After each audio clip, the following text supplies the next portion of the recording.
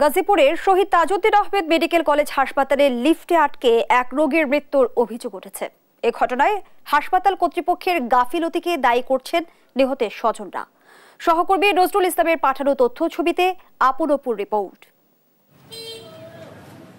রোববার বুকে ব্যথা নিয়ে গাজীপুরের শহীদ তাজউদ্দিন আহমেদ মেডিকেল কলেজ হাসপাতালে আসেন 53 বছর বয়সী মমতাজ বেগম। মেডিসিন বিভাগে ভর্তির পর পরীক্ষা নিরীক্ষায় জানা যায় তার হার্টে সমস্যা।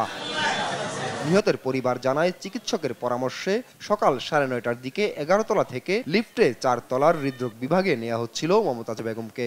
লিফটে অন্য রোগী ও তাদের স্বজনরাও ছিল।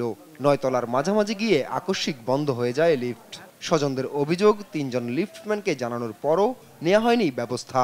পরে 999-এ কল করলে 45 মিনিট পর ফায়ার সার্ভিস কর্মীরা এসে তাদের উদ্ধার করে। ততক্ষণে মৃত্যুর কোলে ঢলে পড়েন মমতাজ বেগম। সবাই তো সাহায্য চাইতেছে, হেরা কি করছে একটু দেখা আবার তালা লাগাই থুইয়া চলে গেছে। যে প্রথম যে তালা মেরে থুয়ে গেছে তখন বের করলে আমার মা কিন্তু বাচ্চা আছে। নিচতলায় 4 তলার মধ্যে আমার মায়ের শিফট করার কথা ছিল।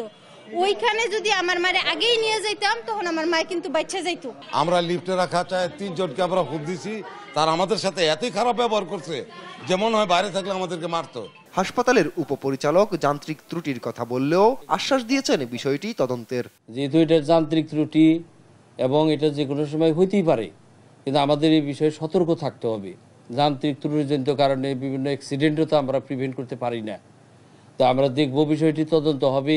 এর আগে গেল শুক্রবার এই হাসপাতালের 12 তলার নামাজের কক্ষের দেয়ালের পাশে ফাঁকা স্থান থেকে 10 তলায় পড়ে গিয়ে জিল্লুর রহমান নামে এক রোগীর মৃত্যু হয়। ওই ঘটনায়ও হাসপাতাল কর্তৃপক্ষের গাফিলতিকে দায়ী করেন স্বজনেরা।